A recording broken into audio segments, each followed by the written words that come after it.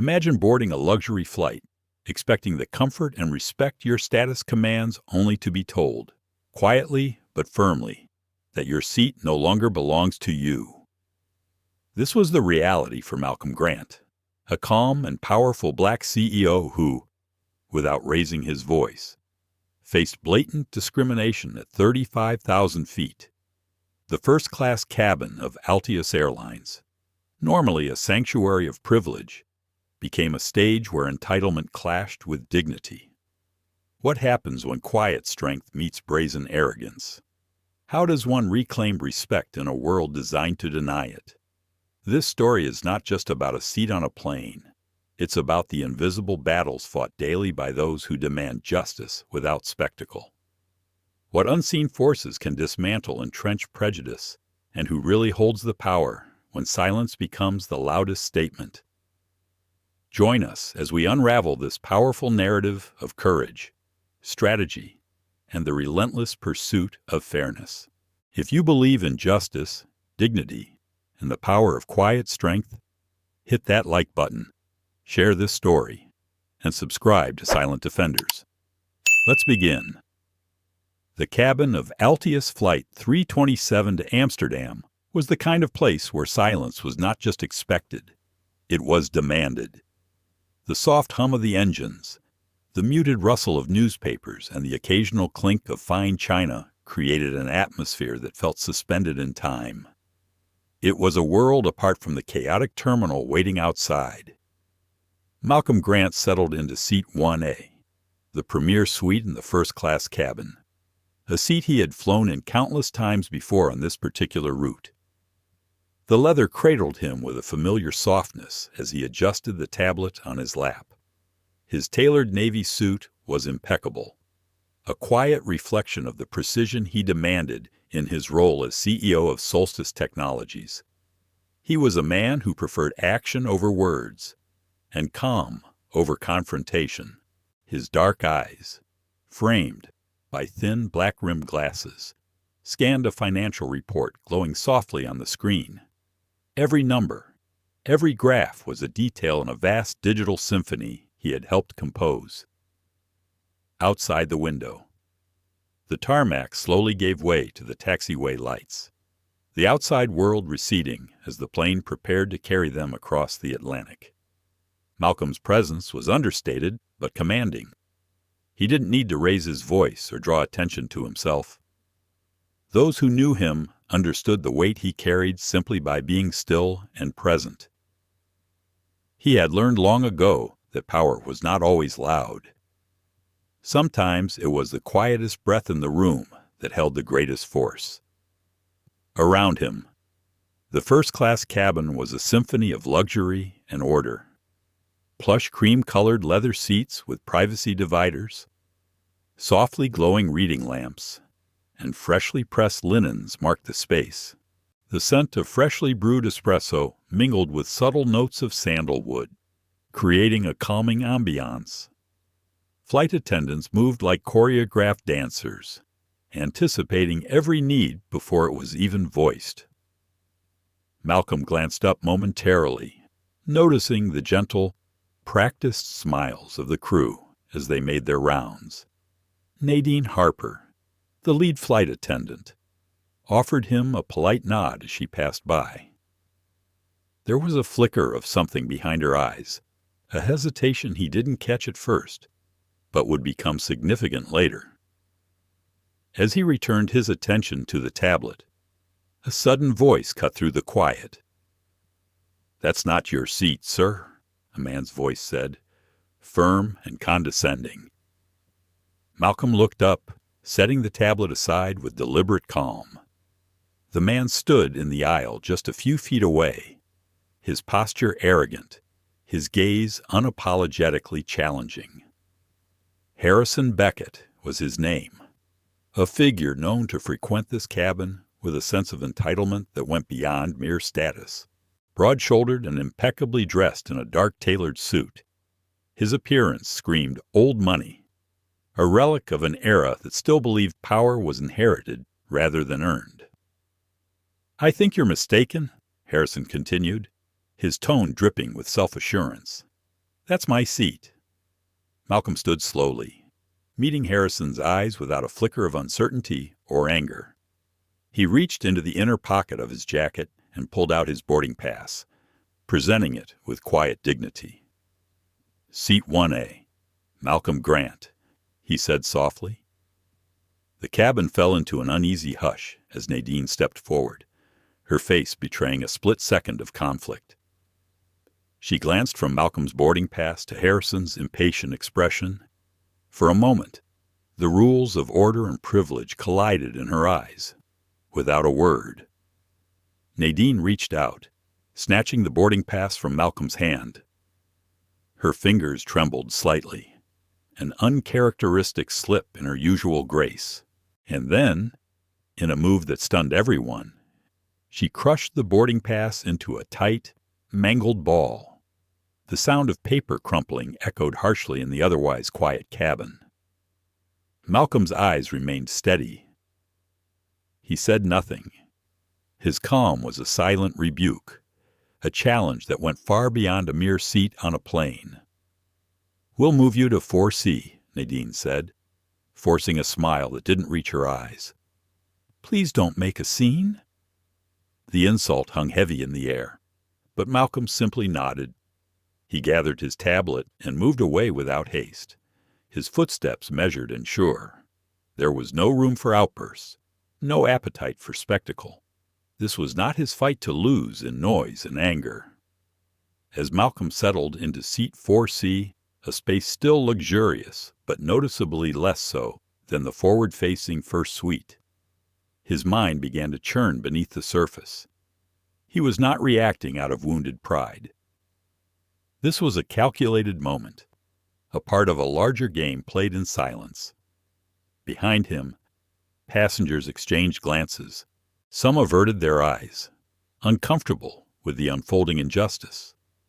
Others whispered quietly, their voices hushed but tinged with disbelief. From her seat in 2D, Isabella Crane watched the entire scene unfold. Her silver hair was pulled back into a tight bun, her sharp eyes assessing every detail with an analytical precision. The director of the investment fund that had recently acquired a controlling stake in Altius Airlines. Isabella was no stranger to power plays, and she knew Malcolm Grant far better than anyone aboard. Their history was complicated, layered with respect and rivalry, alliances and quiet disagreements. But in that moment, a flicker of recognition passed between them. No words were exchanged. None were needed. Malcolm leaned back against his seat, exhaling slowly. He opened his phone and unlocked a secure messaging app. His thumb hovered over a single contact, "I see Isabella Crane."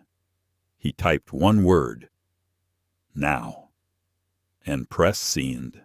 The quiet authority with which Malcolm Grant moved through the cabin, from the highest seat to one further back, was a study in dignity and control. He was a man fully aware of the power he wielded, not the loud, brash power of entitlement, but the deep, strategic power of influence. As the plane's engines hummed steadily, a new chapter was quietly beginning, one where the rules of the old guard would be challenged not by shouting, but by the steady hand of a man who understood the game better than anyone. The tension in the first-class cabin was subtle but undeniable. A ripple of discomfort spread like a quiet wave among the passengers. Some shifted in their seats, glancing sideways at the unfolding drama. Others pretended to focus on the glowing screens embedded in their seat backs or flipped through magazines with distracted hands. But no one looked away from Harrison Beckett, the man who had just usurped Malcolm Grant's seat. Harrison stood tall in the aisle, his broad frame filling the narrow passage. His expensive navy suit was cut perfectly, as if tailored by the very best designers money could buy. His hair was meticulously styled, and a gold watch peeked from under his cuff. He wore the kind of confidence that was born not only of wealth, but of years spent expecting the world to bend to his will. To him, the airline's first-class cabin was his personal domain, a kingdom he had helped build through decades of influence and investment. "I have every right to this seat," Harrison declared loudly, his voice carrying just enough to be heard by the nearest passengers. "I've been flying in 1A for years. It's my usual." Nadine Harper, the lead flight attendant, appeared at his side. Her practiced smile stretched thin beneath the weight of the situation. She was a woman in her mid-40s with soft features and an air of professionalism that often masked her true feelings. Nadine had spent years navigating the delicate balance between service and diplomacy. She knew when to assert authority and when to yield to those with power. She glanced at Harrison, then at Malcolm, who sat quietly in seat 4C, his calm demeanor unshaken by the confrontation. Nadine's eyes flickered with conflict. She knew the rules. She knew the boarding passes had been checked, but she also knew Harrison's reputation, a man who could make her life difficult in 1,000 ways if she crossed him. "Mr. Beckett," Nadine began carefully, "I understand your concerns, but Mr. Grant has the boarding pass for seat 1A. Harrison's lips curled into a smirk. "I don't care about boarding passes. I'm a founding investor in this airline. Without me, this company wouldn't be what it is today, and I expect to be treated as such." Malcolm looked up from his tablet, his voice calm but firm, respectfully. "Mr. Beckett, investment does not grant you the right to displace another passenger who holds a valid ticket." The cabin felt heavy with the weight of this exchange. Other passengers listened closely, sensing the unspoken tensions beneath the polite veneer. Nadine reached for Malcolm's boarding pass again, but this time her hands trembled visibly. In one quick motion, she tore the boarding pass roughly in half. The sound was jarring, breaking the fragile calm like a thunderclap. Heads turned sharply, expression shifting from surprise to dismay. Malcolm remained still, absorbing the insult with quiet dignity. The crumpled remnants of his ticket fell to the plush carpet. "Please move to seat 4C, Nadine said, forcing her voice to stay polite but with a strained edge. "We want to avoid any disruption." Malcolm rose slowly, his gaze steady but distant. His mind was already calculating the next moves, the connections, the contacts, the system behind the scenes that would right this wrong. He was no stranger to battles fought in silence, in the shadows, away from public spectacle. As he gathered his belongings, his thoughts drifted briefly to moments long past boardrooms where similar slights had been dealt with a cold smile and a strategic nod. He understood the ritual well, the subtle, persistent erasure of his presence by those who could not accept his success. Malcolm took a breath as he moved toward seat 4C. The space was still luxurious, but lacked the forward-facing grandeur of 1A.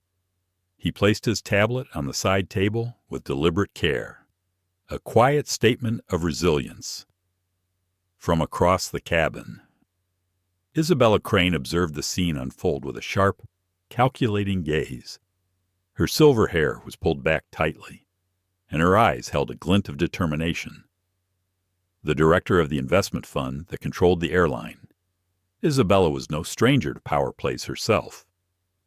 She recognized Malcolm's quiet strength immediately. Their past was complex former allies who had once dreamed of reshaping industries and dismantling old hierarchies together. Now, watching Malcolm being publicly humiliated triggered a silent resolve within her. It was time to act, without hesitation. Isabella pulled out her phone and initiated a call to a trusted contact in ground operations. Her voice was calm, firm, and resolute as she issued a directive that would soon ripple through every level of the airline's operation. Full crew recall. Immediate replacement. Protocol Delta. Back in the cabin. Harrison Beckett settled smugly into seat 1A. His eyes scanned the room, daring anyone to challenge his audacity. He pulled an oversized cigar from his jacket pocket, holding it like a trophy without lighting it. The cabin filled with a soft fizz of champagne, being poured by another flight attendant. An almost theatrical display of deference to Harrison's perceived status. Passengers exchanged furtive glances. Some nodded subtly in Malcolm's direction. Others looked away, unwilling or afraid to confront the moment. The weight of the unspoken racism hung thick in the air. Malcolm, seated quietly in 4C, remained composed. His mind was far from this moment. He was already several steps ahead, weaving a web of influence that would transform this insult into a catalyst for change. The quiet war for dignity and justice had begun. Malcolm Grant sat quietly in seat 4C. The luxurious leather wrapped around him as comfortably as ever, but the seat felt smaller, the view less commanding. He placed his tablet carefully on the side table, his fingers brushing the smooth surface with deliberate calm. Around him, the soft murmur of the cabin filled the space. But Malcolm's mind was far from the hum of engines or polite chatter. His breath was steady, controlled, but beneath the surface, a storm of thoughts brewed. He was no stranger to moments like this, moments where the weight of unseen forces pressed heavy on his shoulders. Yet this was different. This wasn't just about a seat on a plane. It was a reflection of a system designed to remind him that his place was always negotiable, always precarious. He remembered the crushed boarding pass still hidden somewhere in the folds of Nadine Harper's uniform jacket.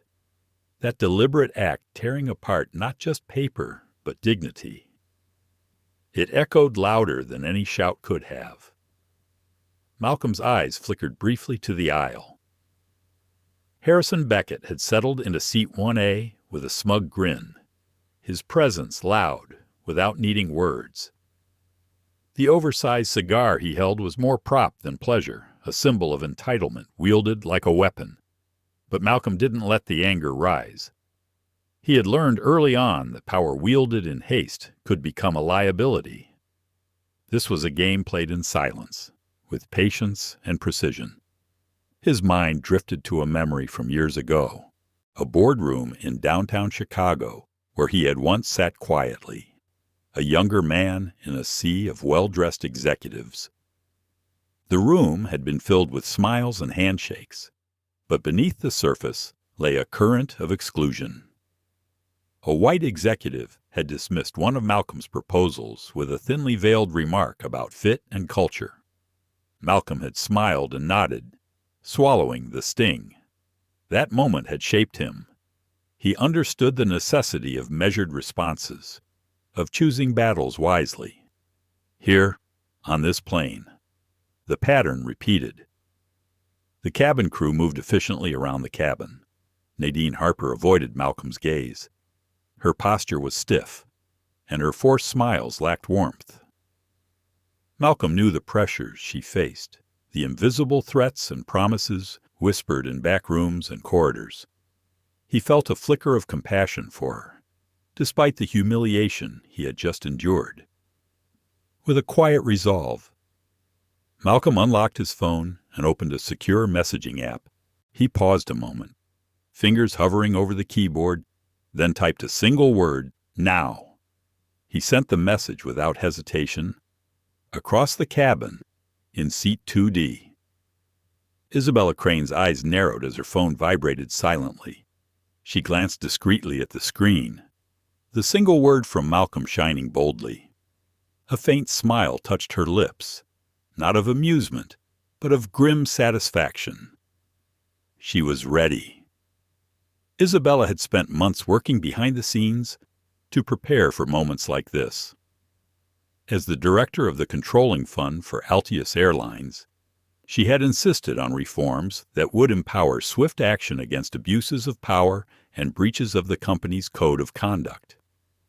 The now was a trigger, a call to action embedded in contingency plans that few knew existed. Her fingers danced across the screen, making a call. The voice on the other end was gruff but accustomed to urgency.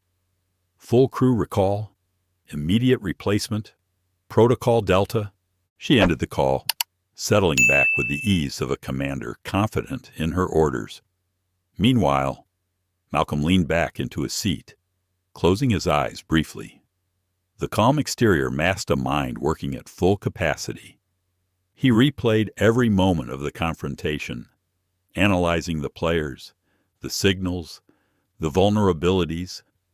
This wasn't just about reclaiming a seat.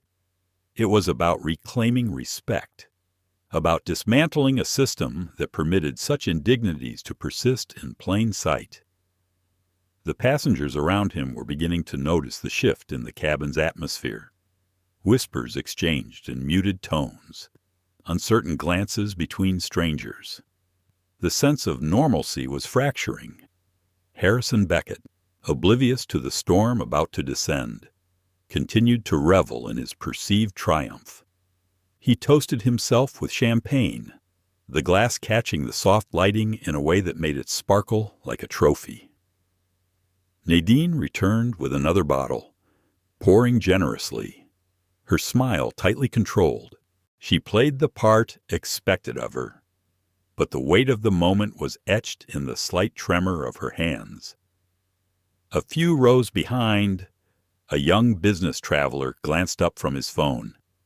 His brow furrowed as he read a news alert about corporate scandals and rising calls for accountability in the airline industry. He looked around, sensing the undercurrent of tension and the brewing drama. The cabin was a microcosm of a larger world: privilege, power, injustice, and the slow turning gears of change. Malcolm's phone buzzed again. A new message from Isabella standby team en route. 3 minutes. His lips pressed into a thin line. The time for silent observation was ending. He glanced out the window at the fading light of the setting sun. The sky was a canvas of oranges and purples, serene and beautiful.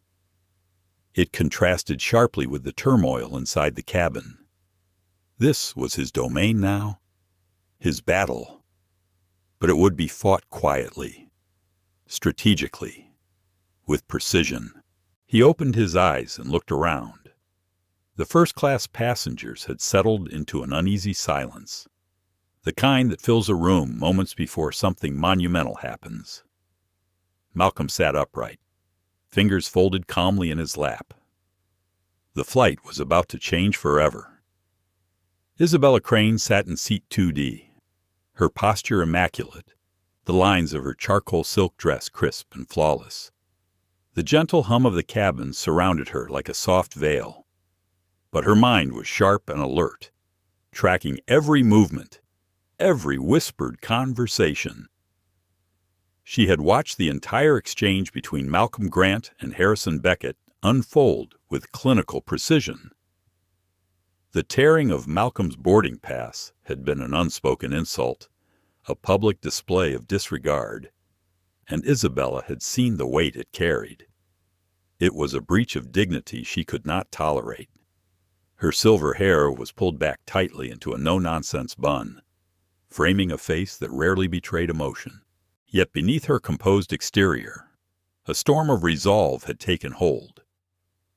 Years of navigating power and influence had brought her to this moment, a moment where silent action was demanded. She reached into her purse and pulled out her phone, unlocking it with the smooth efficiency of someone accustomed to command. Her thumb hovered briefly over a contact labeled Ground Ops Lead. Then she typed a single phrase, Protocol Delta. Her voice in the ensuing call was calm but resolute. Immediate crew recall on Flight 327. Full replacement effective now, no exceptions. As she ended the call, Isabella's thoughts flickered briefly to Malcolm, a man she once trusted implicitly, a partner whose vision had once aligned with hers in the pursuit of a fairer, more equitable world. Their paths had diverged over time, disagreements on strategy and philosophy creating a rift between them. But in moments like this, when the system itself was under assault, old differences faded. She was reminded of the power they wielded together, a power that could reshape institutions, break old patterns, and enforce accountability without fanfare. Her gaze drifted to the aisle where Harrison Beckett continued to bask in his assumed victory. He laughed loudly, recounting tales of his past investments to the nearest passengers, oblivious to the shifting currents around him. Nadine Harper moved quietly nearby, her forced smiles now tinged with anxiety. Isabella caught the faint tremble in her hands as she poured champagne for Harrison once more.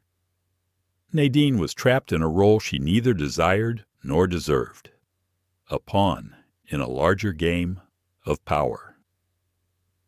Isabella's fingers tapped thoughtfully against her phone as she considered the upcoming moments. The standby crew she had called in was trained for exactly this kind of situation, swift, efficient, and decisive. There would be no public spectacle, no drawn-out confrontation, just a clean, professional transition. She remembered the countless hours spent behind closed doors crafting policies that could prevent exactly this kind of indignity, policies that empowered those with authority to act immediately, without bureaucracy or delay, policies that made the airline a model for fairness and respect. Her mind drifted briefly to the first time she and Malcolm had crossed paths. It had been at a conference years earlier. Two young visionaries with ambitious ideas about technology, equity, and corporate responsibility. Their partnership had blossomed into a formidable alliance, but it had also been tested by competing visions of how best to wield influence. Isabella believed in transparency, in bringing injustices to light and demanding change openly. Malcolm preferred quiet power, the unseen hand that shifted systems from within. Both approaches were valid, and together they had achieved remarkable progress. Now, sitting quietly in 2D, Isabella was the executioner of that progress, poised to unleash a mechanism Malcolm had helped design long ago. Across the cabin, passengers began to notice a subtle shift. The flight attendant's smiles faltered. The pilots emerged from the cockpit, exchanging urgent, hushed words with ground staff visible through the open jet bridge. An unexpected announcement crackled through the cabin's PA system. "Attention all passengers. Due to operational protocols, the current flight crew will be recalled and replaced. We apologize for any inconvenience and appreciate your understanding." A ripple of confusion swept through the cabin. Nadine's face paled as she exchanged worried glances with her colleagues. Harrison's smug expression faltered, replaced by genuine surprise. Isabella watched silently, her eyes locked on Malcolm, who had remained calm throughout, eyes steady but alert. She knew this was just the beginning. The quiet revolution she had set in motion would send shockwaves far beyond the confines of this plane. The new crew would arrive shortly. They were the embodiment of the values Isabella and Malcolm had fought to instill: competence, integrity, and respect without prejudice. As the cabin buzzed with a mixture of disbelief and curiosity, Isabella allowed herself a small, satisfied smile. Justice was not always loud. Sometimes it was the quiet, inevitable shift that changed everything. She glanced once more at Malcolm. Their eyes met briefly, a silent acknowledgement of shared purpose and unspoken promises. The flight was no longer just a journey to Amsterdam. It was a stage for change, a testament to the power of strategy, patience, and unwavering principle. Isabella folded her hands calmly in her lap, ready for the moment when the system would right itself. The cabin of Altius Flight 327 felt different now, as if the very air had shifted, charged with an unspoken tension that no one dared acknowledge openly. The soft murmur of polite conversation was replaced by a low hum of uncertainty. Passengers exchanged furtive glances, sensing that something unusual was unfolding, something that transcended the usual pre-flight rituals. Nadine Harper moved through the cabin with practiced grace, her smile more strained than ever. She paused beside Harrison Beckett, who was lounging in seat 1A, sipping champagne and recounting stories of his pivotal role in building Altius Airlines. "I was there when this was just a regional carrier," he boasted loudly, voice carrying through the cabin. "My money, my connections. My vision made this what it is today." His tone was thick with self-importance, and a few passengers shifted uncomfortably. Some nodded politely, others looked away, unwilling to engage with his display of entitlement. Nadine poured him another glass without hesitation, a silent endorsement of his claims, but the tremor in her hand betrayed the unease she felt inside. Malcolm Grant remained seated in 4C, his posture calm, his eyes reflecting a deep contemplation. He listened quietly, the noise around him fading into the background as his thoughts raced ahead. He understood this was more than a battle for a seat. It was a battle for respect, for recognition, and ultimately for systemic change. The captain's voice came over the PA, steady and professional, but carrying a hint of concern. "Ladies and gentlemen, we regret to inform you there will be a brief delay due to a required operational check. We appreciate your patience." Passengers sighed, some visibly frustrated by the news, but beneath the surface, a sense of anticipation simmered. The delay was more than technical. It was a signal. In the cabin, crew members exchanged nervous looks. Nadine's forced composure was cracking. A few moments later, the flight attendants began gathering their belongings, their movements hesitant, uncertain. Malcolm watched carefully, noting every subtle shift. The pilots emerged from the cockpit, their faces serious as they spoke quietly, with ground staff visible through the open jet bridge. Suddenly, the jet bridge extended again, connecting firmly to the aircraft door. The hydraulics hissed loudly, drawing the attention of every passenger. Through the door stepped a new team the standby crew called in by Isabella Crane. They were a study in professionalism. 3 flight attendants, impeccably dressed, moving with coordinated precision, 2 pilots in crisp uniforms, their expressions calm and authoritative. The contrast with the outgoing crew was stark. Nadine and her colleagues stood frozen, faces pale, realizing the true nature of the recall. The late attendant of the new crew made direct eye contact with Nadine, offering a polite but unmistakably final nod. "Thank you for your service," she said clearly, leaving no room for misinterpretation. One by one, the original crew filed off the plane, their humiliation complete and public. Passengers watched in stunned silence, absorbing the unprecedented scene unfolding before them. Harrison Beckett looked on, disbelief etched across his face. "What is this?" he demanded loudly. "You can't just replace the entire crew mid-flight." Jude Halston, the airline supervisor who had arrived quietly during the transition, stepped forward. His voice was calm, measured, but carried the undeniable weight of authority. "Mr. Beckett, this action is effective immediately and non-negotiable. The current crew has failed to uphold the standards expected by Altius Airlines." Harrison scoffed, his confidence faltering. "I am a founding investor," he insisted. "You owe me respect. You owe me this flight." Jude's gaze did not waver. "Your priority status has been revoked. You are no longer authorized to travel on this flight or any Altius partner flights." The words hit like a thunderclap. Harrison's face drained of color as he absorbed the magnitude of the declaration. Around the cabin, passengers exchanged looks of shock and satisfaction in equal measure. Malcolm Grant sat still, his expression unreadable, but his eyes reflecting a quiet triumph. This was the moment the system spoke back. No shouting, no spectacle, just decisive action. The new crew moved through the cabin, their presence reassuring and professional. The lead attendant approached Malcolm, her voice soft but clear.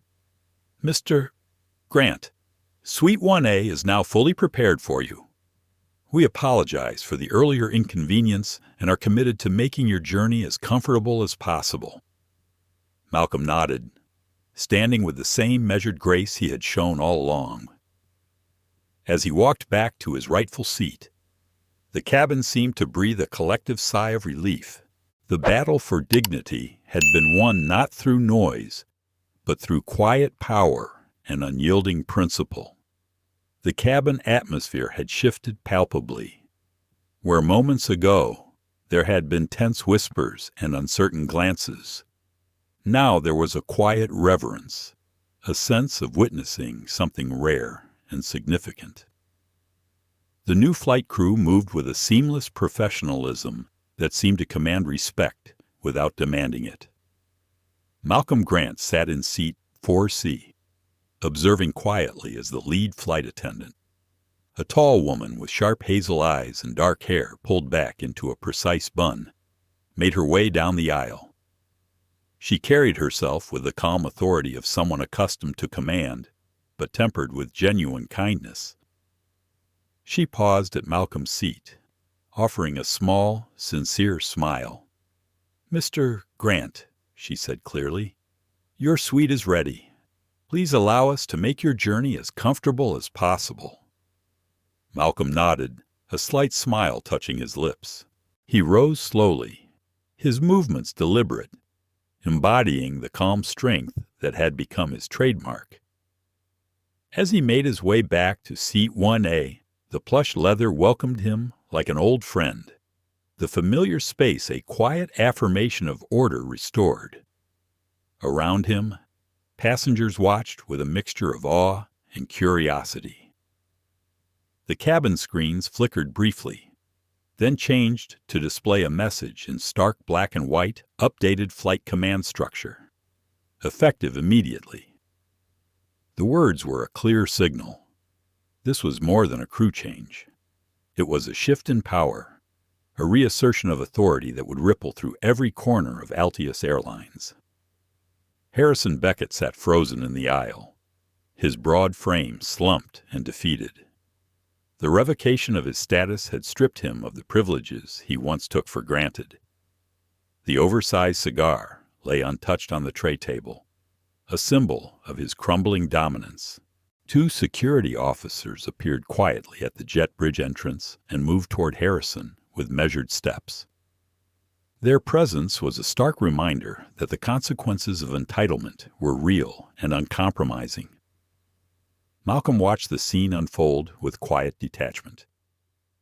He had no desire to gloat. His victory was not born of personal triumph, but of a deeper justice.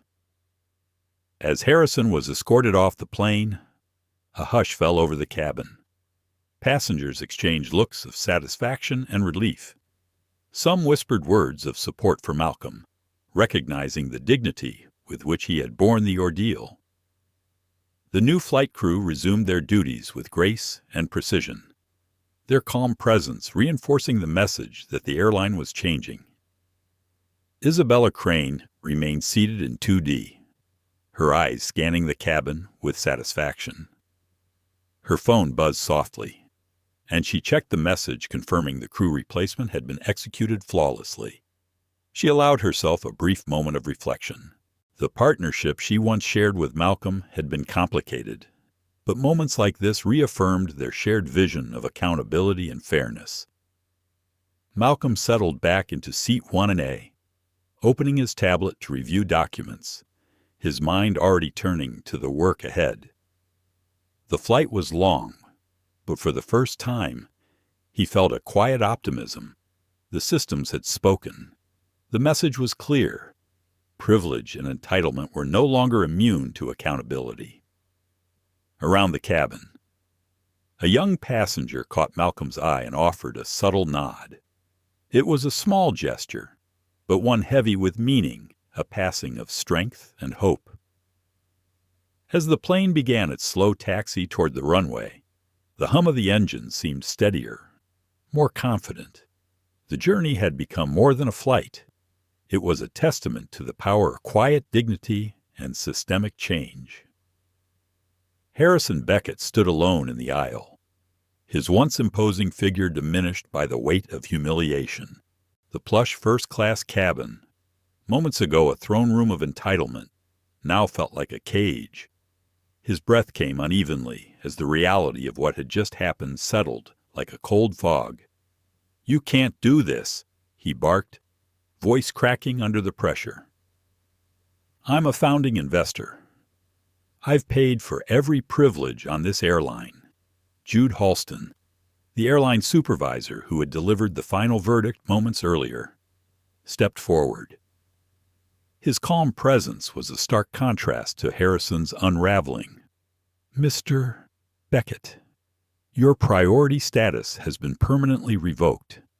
You are no longer authorized to travel on any Altius flights or partner airlines." The words landed with crushing finality. Harrison's face paled. The flush of arrogance drained away to reveal panic and desperation. He glanced around the cabin, searching for support, but found only quiet faces and a few nods toward Malcolm Grant, the man whose quiet strength had brought this moment about. "Think carefully," Jude said quietly but firmly. "You can comply peacefully or be escorted by security." The two security officers, Derek and Fiona, advanced toward Harrison with professional composure. Their presence was a silent warning. The choice was his. Harrison's shoulders slumped, and for the first time, the veneer of power shattered completely. His voice dropped to a defeated whisper. "This isn't over." But the cabin was no longer a stage for his theatrics. Passengers watched with a mix of relief and respect as the man who had embodied arrogance was led away. Malcolm Grant remained seated in 1A, his expression composed yet thoughtful. He had witnessed the collapse of entitlement without a single raised voice or angry outburst. The power of quiet dignity had spoken louder than any confrontation. Isabella Crane observed from her seat in 2D, a faint smile playing at the corners of her mouth. The system they had crafted was working as intended, swift, efficient, and just. As Harrison was escorted off the plane, the murmurs among passengers grew louder. A mix of awe and approval. A sense of justice had been restored. But the deeper work had only just begun. Malcolm's thoughts turned inward. He reflected on the years it had taken to build influence discreetly, to weave threads of change into the fabric of entrenched systems. He thought of the countless moments when dignity had been demanded silently, in boardrooms and conference halls, often unseen by the public eye. This moment was different. It was public, undeniable, and a beacon of hope for many who had faced similar indignities. He reached for his phone, opening a secure message to Isabella. A single word, "Done." Her reply came swiftly. "Understood. Together." They had initiated a shift that would reverberate beyond this flight, challenging norms and inspiring change.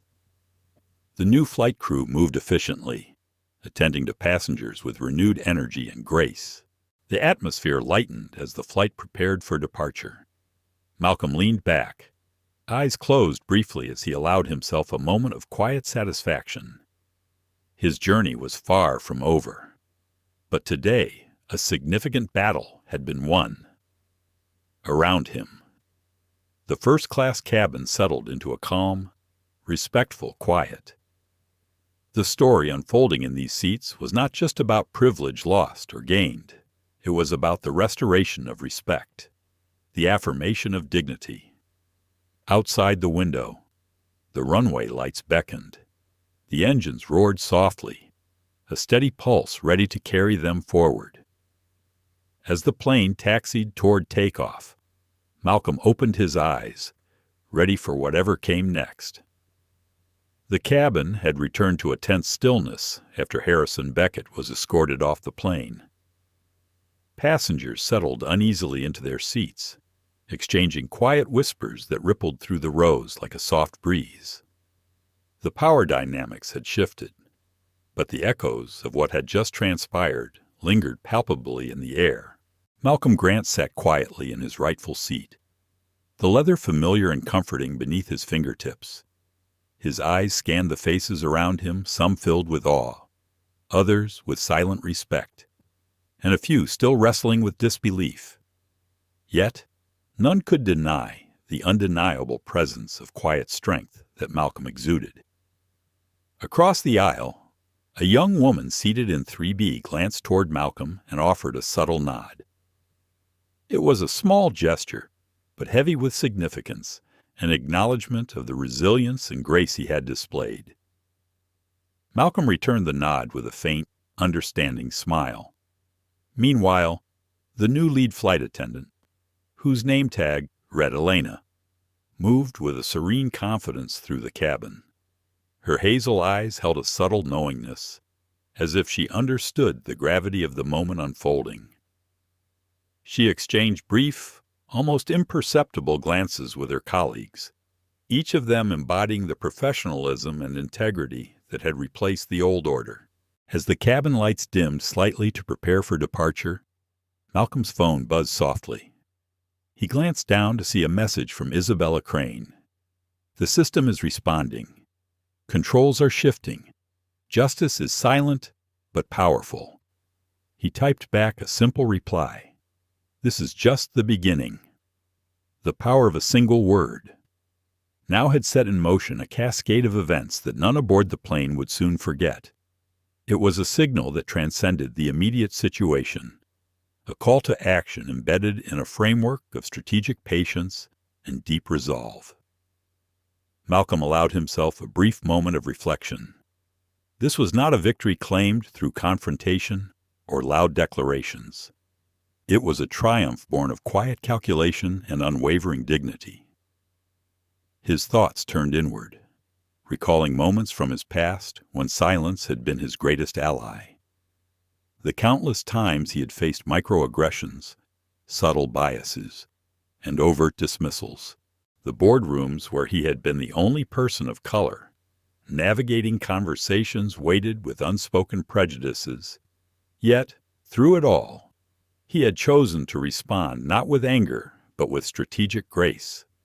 He understood that power was not always about being the loudest voice in the room.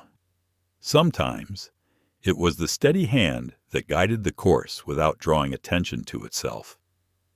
Suddenly, a voice broke the silence, soft but unmistakable. Malcolm spoke quietly, his words carrying the weight of a profound truth. "You should have sat down quietly," he said, his gaze locking onto the empty space where Harrison Beckett had once loomed. "Like I did." The cabin seemed to hold its breath. The words were a hammer blow, a stark contrast to Harrison's earlier outburst. They were not spoken in anger or triumph, but in the calm certainty of one who had endured and risen above. Passengers exchanged glances, the power of Malcolm's statement sinking in. It was a reminder of the dignity inherent in composure, the strength found in measured responses. The silence that followed was profound, almost sacred. It was the kind of quiet that speaks volumes, a testament to the victory of integrity over arrogance. Malcolm's eyes softened as he leaned back into his seat. The battle had been won not with force, but with quiet resolve. As the plane prepared for takeoff, the new crew moved through the cabin with grace. Their presence, a living symbol of change and accountability. Outside the windows, the runway lights stretched out, promising a journey not only across miles, but toward a future where respect and fairness might finally prevail. Malcolm closed his eyes for a moment, feeling the steady vibration of the engines beneath him. The flight was underway, but the journey was far from over. Within the cabin, whispers began to rise once more, this time filled with hope and a shared understanding. The quiet power of a man who refused to be diminished had spoken louder than any words. Malcolm Grant stared out the airplane window, watching the dark clouds stretch endlessly beneath the wings. The muted glow of the cabin lights reflected softly on his face, illuminating the quiet determination etched into his features. The steady drone of the engines was almost hypnotic, a reminder that despite the turbulence of human conflict, life moved forward, inside. The cabin had settled into a calm rhythm, but Malcolm's mind was far from peaceful. He thought about the invisible battles fought, everyday battles against prejudice, bias, and systemic injustice that often went unnoticed, but left deep scars. He remembered the countless times in his career when he had been the only black man in the room, the subtle shifts in tone when his ideas were questioned more harshly than others, the polite nods that barely concealed dismissal, the microaggressions so small they almost felt imaginary but accumulated into a heavy burden. Malcolm had learned early that confrontation was a luxury few could afford. Instead, he had mastered the art of resilience, the quiet power of perseverance. He had built his empire on strategic patience and unyielding integrity. Yet, today's incident on Flight 327 was different. It was a public acknowledgement of a private reality. The tearing of his boarding pass, the forced displacement, the replacement of the flight crew. These were not isolated moments, but symptoms of a deeper problem. He glanced around the cabin, noting the passengers' expressions. Some avoided eye contact, uncomfortable with the raw display of privilege and its consequences. Others exchanged knowing looks, their faces reflecting a shared understanding of what had transpired. Malcolm's thoughts turned to Isabella Crane. She had been the unseen force behind the swift response, the architect of the protocol that had ensured justice was served. Their partnership, though complicated by differing philosophies, was a testament to what could be achieved when vision met action. He opened his phone and sent a brief message. "The work continues." Isabella's reply was immediate. "Together." Malcolm's mind drifted to his own family. The lessons passed down through generations about dignity, strength, and perseverance. He thought of his mother's steady hands and unwavering faith, the values that had shaped him into the man he was.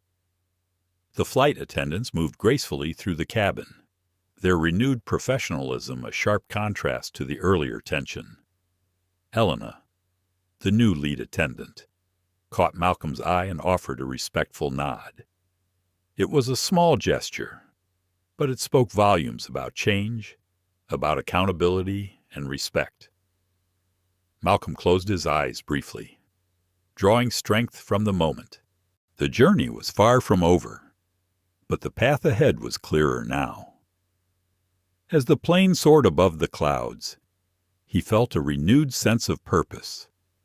The battles he faced were invisible to many, but he was determined to continue fighting not with anger or resentment, but with the quiet power of dignity and strategic action. Around him, the cabin settled into a peaceful hush, the passengers lost in their own thoughts, unaware that they had just witnessed a turning point. Malcolm Grant was not just a man who had reclaimed his seat. He was a symbol of resilience, a quiet defender of justice in a world still learning to listen. The hum of the aircraft blended with the quiet murmurs of passengers settling into their long flight. Malcolm Grant sat back in seat 1A, his hands folded calmly on his lap. The plush leather felt familiar, a stark contrast to the turbulence that had preceded this moment. His eyes scanned the cabin once more, observing the subtle changes that had rippled through the space. Across the aisle, Isabella Crane adjusted the cuff of her silk blouse, her gaze steady and thoughtful. She reflected on the precision with which the protocol had been executed. The entire operation had been a symphony of unseen hands working in harmony to right an injustice. Malcolm's mind wandered to the many battles fought behind closed doors. These were the fights no one saw: negotiations, boardroom confrontations, strategic alliances. The real power was wielded in silence, in careful maneuvers that avoided spectacle but guaranteed change. He recalled the countless times he had encountered subtle resistance, invitations to meetings that never materialized, ideas dismissed without discussion, invisible barriers that stifled progress. These battles were exhausting, but he had learned that persistence and patience could eventually tip the scales. The incident on this flight was a rare public victory, but Malcolm knew it was just a moment in a much longer journey. The fight against systemic bias required more than singular acts of defiance. It demanded structural change. Isabella leaned forward slightly, her voice low but resolute as she spoke to Malcolm across the aisle. This is only the beginning. We have the tools now to enforce accountability in ways they cannot ignore. Malcolm nodded in agreement. We must remain vigilant. Change is never permanent until it is embedded in the system itself. The new flight crew moved through the cabin with grace, their professionalism a visible sign of the airline's commitment to reform. Elena, the lead attendant, ensured that every passenger was attended to with care, her demeanor calm and confident. Malcolm admired the transformation in the atmosphere. The once tense air was now filled with a quiet optimism, a sense that justice had found its way through the cracks. Yet, beneath the surface, he was acutely aware of the challenges ahead. The old guard would not relinquish power easily. There would be pushback, subtle and overt, from those invested in maintaining the status quo. He felt a familiar weight settle on his shoulders, the responsibility of not just fighting for himself, but for those who would come after him. Malcolm closed his eyes briefly, centering himself. The fight was far from over, but moments like this fueled his resolve. The plane began its ascent, climbing steadily into the night sky. The city lights below twinkled like distant stars, a reminder of the vast world beyond these cabin walls. As the flight continued, Malcolm allowed himself a rare moment of hope. The unseen hands that had set this chain of events in motion were a testament to the power of strategic patience and unwavering principle. In the quiet hum of the cabin, a new chapter was unfolding, one where dignity, respect, and justice would no longer be negotiable. Malcolm Grant reclined in seat 1A, the plush leather molding comfortably around him as the airplane cruised steadily above the clouds. Outside, the sky was a vast expanse of darkness peppered with distant stars.